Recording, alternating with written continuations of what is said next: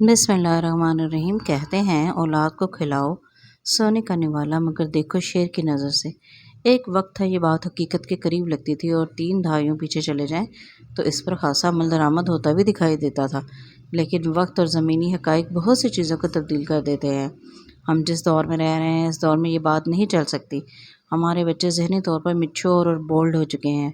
वालिदैन के हर हुक्म पर सर झुकाकर हाँ कहने की बजाय वो क्यों कहकर वजह पूछते हैं। इनकी आंखों में नाफरमानी नहीं सवाल और तजस्सुस होता है और ये खुद एतमादी तदरीसी अदारे और वालिदैन खुद देते हैं। मगर इंसान की फितरत बड़ी अजीब है। हमारी औलाद जब दूसरों के सामने सवाल उठाती है तो वो ज़हीन खुद एतमाद और बहादुर है, और जब यही काम वालिदैन के सामने होता है तो नाफरमानी बदलिहाजी और बदतमीज़ी के ज़ुमरे में आ जाता है। हमारे यही मुनाफिक रवैये बच्चों को ज़हनी तौर पर परेशान करते हैं। दूसरी एक बात याद रखें कि जहर खिलाकर शहद चटाने का कोई फ़ायदा नहीं होता।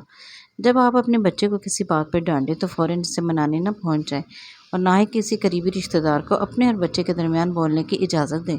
ये बात मुशाहिदे में आई है कि नानी, दादी या खाला फ़ौरन बच्चों की हमदर्दी में मैदान में उतर आती हैं। इस बारे में तो मैं यही कहूँगी कि माँ से बढ़कर सिर्फ डाइन ही प्यार करती है। ये दुरुस्त है कि बाज़ औक़ात नासमझी में वालिदैन अपने बच्चों के साथ ज़्यादती करते हैं, मगर इनकी मोहब्बत पर शक नागज़ीर है। वह कभी भी औलाद का बुरा नहीं चाहेंगे। हाँ, अंदाज़ ज़रूर अच्छा या बुरा हो सकता है। एक सबसे अहम बात जो वालिदैन से करना चाहती हूँ कि अपने बच्चों को अपने लम्स से मोहब्बत का एहसास ज़रूर दिलाएं। औलाद जितनी भी बड़ी हो जाए वह शिद्दत से इस मोहब्बत को महसूस करती है। वो मोहब्बत जिसमें बच्चे को अपने साथ लगा कर कमर पर थपकी दी जाती है, प्यार से बाल सहलाए जाते हैं, माथा या गाल चूमा जाता है। आपका बच्चा मुँह से कहता है कि मैं बड़ा हो गया हूँ, लेकिन कभी इसके चेहरे पर फूटती रोशनी को गौर से देखें जो इस मोहब्बत के इजहार के बाद इसके चेहरे को रोशन कर रही होती है। अपने बच्चे की किसी फरमाइश पर फ़ौरन ना मत बोलें। तो आपसे हवाई जहाज़ की भी फरमाइश कर ले तो अच्छा बोलें। कुछ वक्त के बाद इससे बहस के अंदाज में सवाल करें। आपका अंदाज़ इतना खूबसूरत और हकीकी हो कि बच्चा मुँह से खुद बोले कि हाँ ये मुमकिन नहीं, रहने दें। याद रखें, इंसानी बच्चा पालना दुनिया का मुश्किल तरीन काम है, क्योंकि पहले दिन से आप सिर्फ बच्चा पाल नहीं रहे होते बल्कि आपका हर अमल इसके नन्हे जहन में महफूज हो रहा होता है। तरबियत का अमल जारी रहता है। अपने बच्चे को कभी दीन से दूर ना होने दें। खालिक की और इसके नबी सल्लल्लाहु अलैहि वसल्लम की मोहब्बत मुख्तलिफ मिसालों और वाक़यात से इनके जहनों में बचपन से ही महफूज कर दें।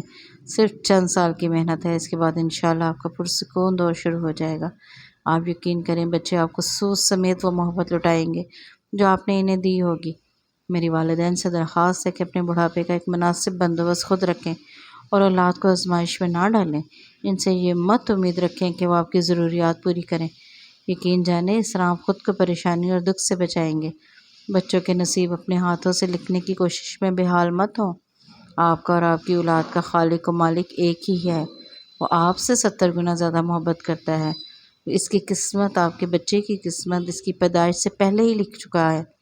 आपकी बेलौस दुआएं और खूबसूरत तरबियत आपके बच्चे को बामे अरूज पर पहुंचा देंगी। एक सबसे अहम बात, औलाद को अपने हकूक़ जताएं मत बल्कि समझाएं।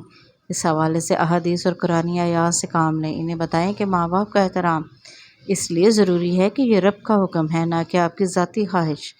याद रखें कि आपकी एक पुरखुलूस मुस्कुराहट एक प्यार का इजहार इंशाल्लाह आपको एक दिन सोच समेत वापस ज़रूर मिलेगा, और ना भी मिले तो दिल को हौसला देने के लिए मेरे रब की किताब में लिखे ये अल्फाज याद कर लें कि औलाद और माल को आजमाइश करार दिया गया है। तो हो सकता है कि आपको आजमाइश के लिए चुना गया हो। आपका शुमार तो रब ने अपने पसंदीदा बंदों में कर लिया। फिर खालिक से क्या गिला, वो जो चाहे वो करे।